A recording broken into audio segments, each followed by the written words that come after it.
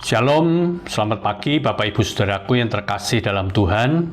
Kita kembali berjumpa di dalam Morning Bright pada pagi hari ini. Nah, minggu lalu kita sudah belajar dari Amsal pasal yang ke-6, ayat 6 sampai yang ke-11 ya.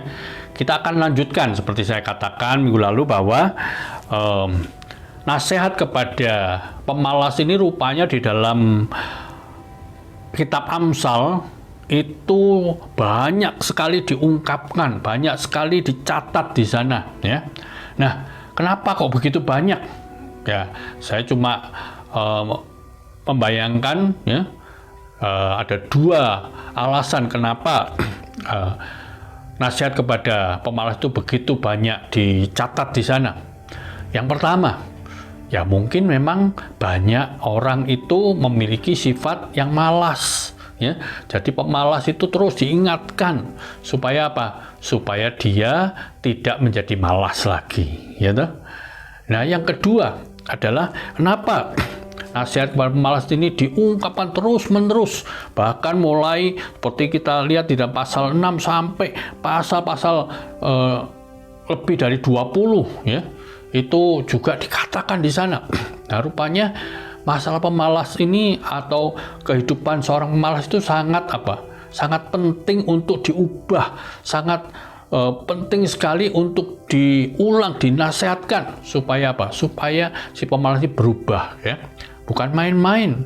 Kehidupan seorang pemalas itu akan sangat merugikan diri sendiri. Itu mari kita belajar supaya apa? Supaya firman Tuhan menegur kita, bukan supaya kita ini takut dan sebagainya, tapi kita mau diubahkan menjadi lebih baik lagi, ya.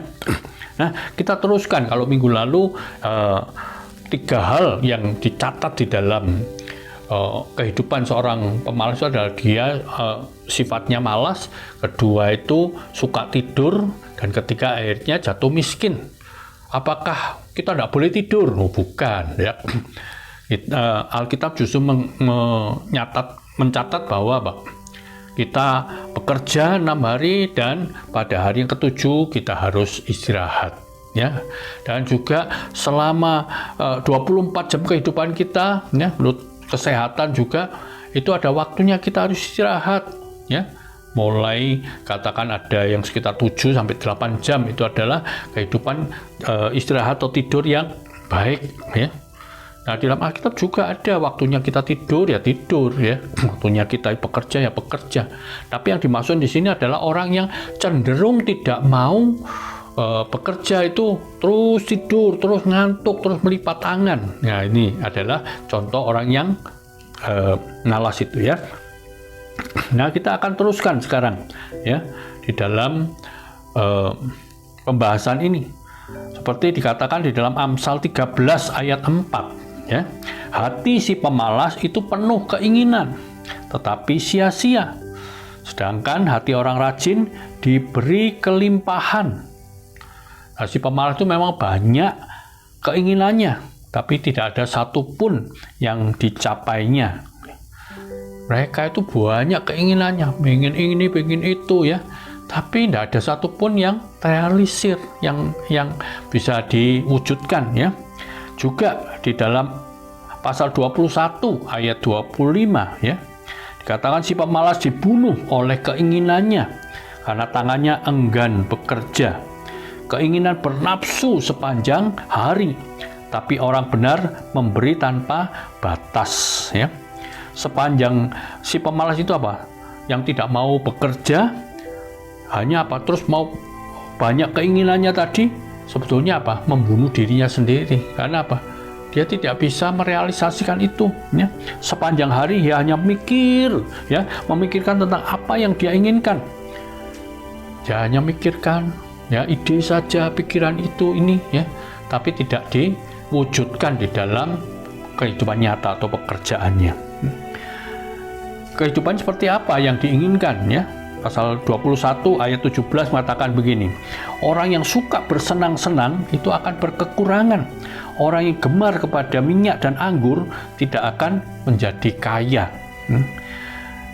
Bahasa Indonesia sehari-hari menjelaskan begini, orang yang gemar bersenang-senang, ya, cuma seneng aja, ya, tidak mau bekerja keras, tidak mau mengeluarkan tenaga, tidak mau susah-susah, ya, itu akan apa? Akan tetap berkekurangan. Orang yang suka berfoya-foya tidak akan menjadi kaya.